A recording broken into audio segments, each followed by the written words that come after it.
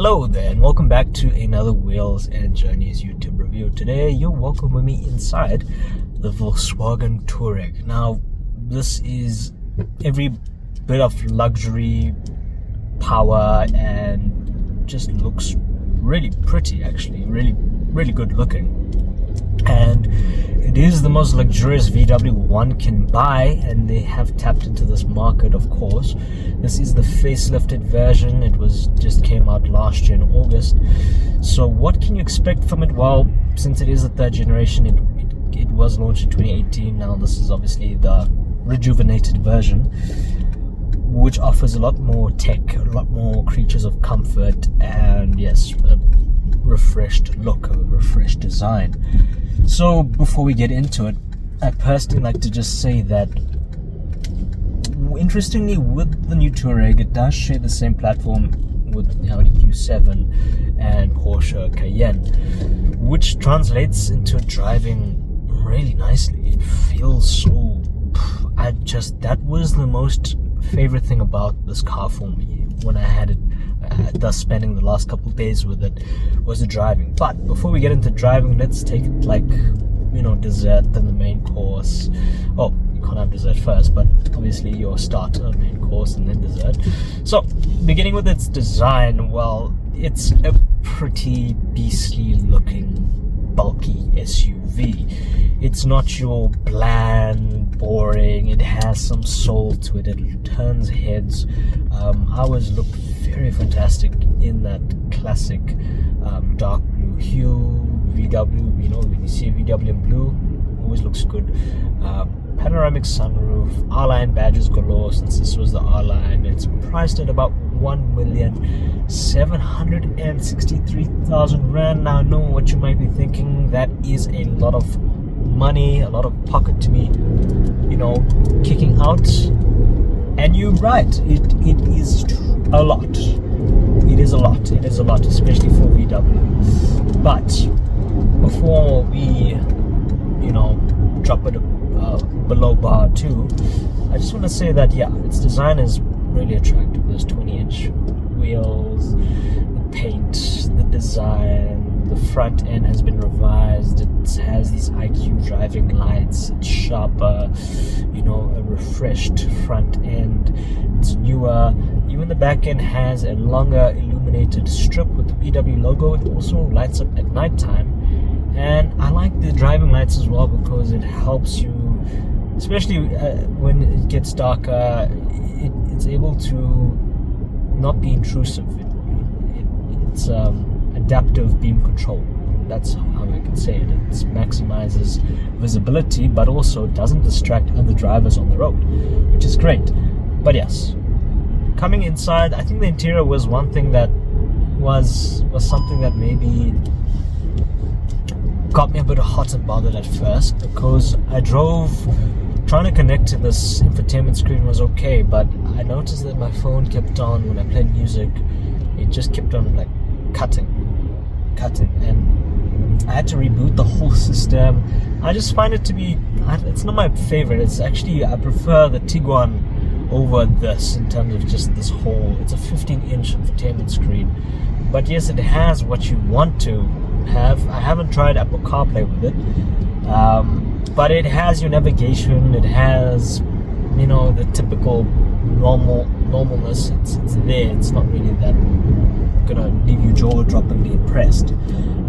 Ambient lighting was fantastic. At nighttime, the car does come to life with colors, about 30 colors to play with, which was lovely. And yes, inside it feels premium. The seats are lovely. R-Line seats, plush, comfortable. It's also heated and ventilated seats as well, with some massaging functions to them at front, and the back seats do get heated functions as well. More so that the cluster, the virtual cluster, is lovely. I like that modern flair with it. It's nice. It's simple, nice, but I feel like that price tag of 1,763,000 rand, I'm just trying to wrap my mind around it and just trying to give you more than what is actually presented here. But that being said, yes, your blind spot assist is there, your forward collision warning is there. Your parking cameras are crystal clear. It's great. It's fantastic. And I do notice they have the normal touch haptic buttons on the steering wheel for this multifunctional leather steering wheel. It's nice. Some people don't like this touch sensitive action happening here. Some people prefer the traditional buttons. I do like the traditional buttons, but I feel like maybe that looks a bit too basic, too bare. But I prefer those more. And just overall, the setup is fairly minimalistic. You have your driving modes. You can set up your driving modes. You have eco, comfort, sport, individual, off-road, and snow. And since this does have all-wheel drive, this thing it has traction stability. It's nice. And one thing that I also can pick on is the air suspension. It comes with air suspension. The entry-level Touareg at about 1,400,000 and something rand doesn't have air suspension, but this does. So it just gives you a lot more versatility. Off-roading, bumps, raises the ground clearance, and that's nice. It's a little cherry on the cake. But more than that, behind the wheel of this car, it's powered by a lovely, it's quite a hushed 3.6 V6 turbo diesel motor. But it feels it's so silky smooth. I'm sure a lot of journalists will say silky smooth, but it's silky smooth. And it's not loud, it's not intrusive, but it just picks up that speed. You feel engaged with it. And that was the best thing about driving this car for me personally. It was just the refinement of it, the comfort of it, the way it moves around and pushes its weight around. I like that fact about it. That's what really gets me going. You just put your foot down and it just goes, and you feel it, and it feels great. That's one thing I can admire about it. It has about 190 kilowatts, 600 newton meters of torque. So it is, it feels like it's right there. The responsiveness is right there. And from the 8-speed transmission, it has the right amount of smoothness to it. Its shifts are effortless, and its shifts are quite effortless and smooth, and you feel good. It feels great, and that's what I can say. I like the drive. Practicality wise, I really did struggle to finish the fuel on the tank. It came with about a range of 950 kilometers, which, it's a lot. It was a lot to take in, and I see it's still sitting at around 420 kilometers, so it goes back tomorrow. But I mean, I really struggled to just drain the tank down. It said I was averaging 10.6 liters per 100 kilometers, and to be fair, I was not holding back, wasn't trying to drive conservatively.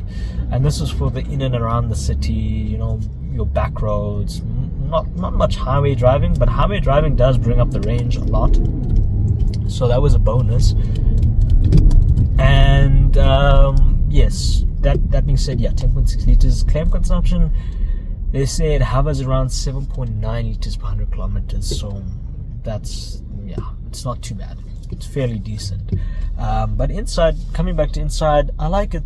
I love it. I love the space of it. The way this is like a really cool family mover, but obviously one has to have the cash to splurge on something like this, especially if it's a VW. If you want, if you're brand conscious and brand, you naturally gravitate to your Beamers and Benzes.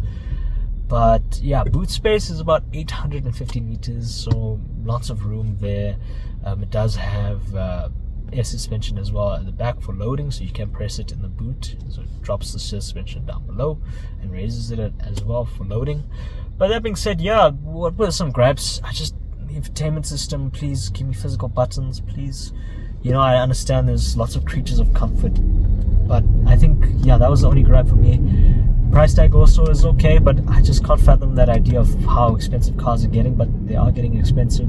Competitors wise, this faces the likes of the Mercedes-Benz GLE class, along with the Audi Q7, which shares the same platform as the Touareg, and then we obviously have the BMW X5 and Land Rover Discovery. So yeah, that's what you have right there, and that's what you have right there. And furthermore, I can tell you that yeah, it feels quite good. And there's a slow truck right in front of me, but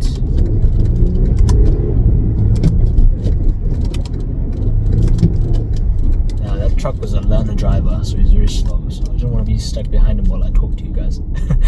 But yes, so it's the Audi Q7 and BMW X5 and Land Rover Discovery. So out of all the rivals, this is the cheapest in its class.